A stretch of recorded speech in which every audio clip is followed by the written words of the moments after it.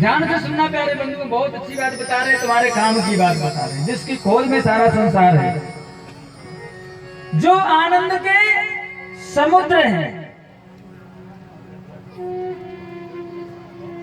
उस आनंद के जो समुद्र है ना, वो समुद्र से एक सीकरांश लेकर के और संपूर्ण विश्व ब्रह्मांड को तृप्त करते हैं, आनंदित कर देते हैं। सीकर जानते हैं आप लोग? हम बता देते हैं। एक सीख लो, सीख, और उसको लेकर के जल में डुबाओ। जल में डुबा करके उस सीख को सीधी ऐसे निकालो। जब आप ऐसे निकाल लोगे तो सीख के अग्रभाग में एक जल बिंदु आ जाएगा, जल का बिंदु, एक बूंद जल, उसी को कहते सीकर। बड़े ध्यान से सुनना।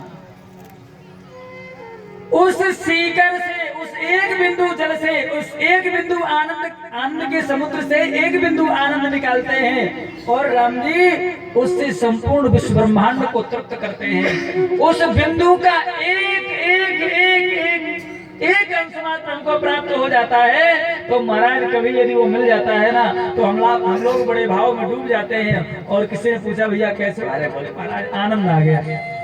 कहते कि नहीं, आनंद आ गया महाराज, कथा में आनंद आ गया, आपके भजन में आनंद आ गया, कीर्तन में आनंद आ गया। उसका एक अंश बिंदु का मिल जाने पर इतने आनंद में डूब जाते हैं। प्यारे बंधु जरा चिंतन करें, विचार करें उस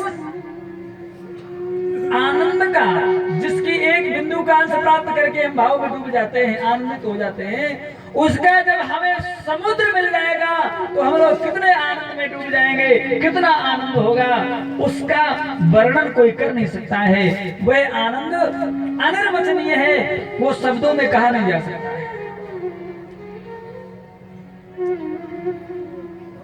जो आनंद सिंधु सुख राशि, करते त्रैलोक सुपासी,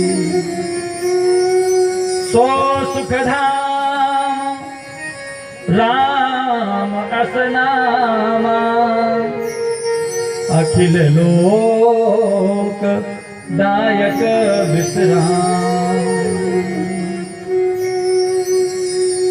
तो सुख कहाँ है?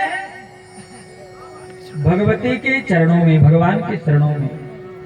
अतः प्यारे बंधुओं, यदि हम लोग सुख चाहते हैं तो भगवान की आराधना में लग जाएं, जगदम्बा की आराधना में लग जाएं। इस सूरत नाम के राजा के पास में समस्त प्रकार के सुख थे।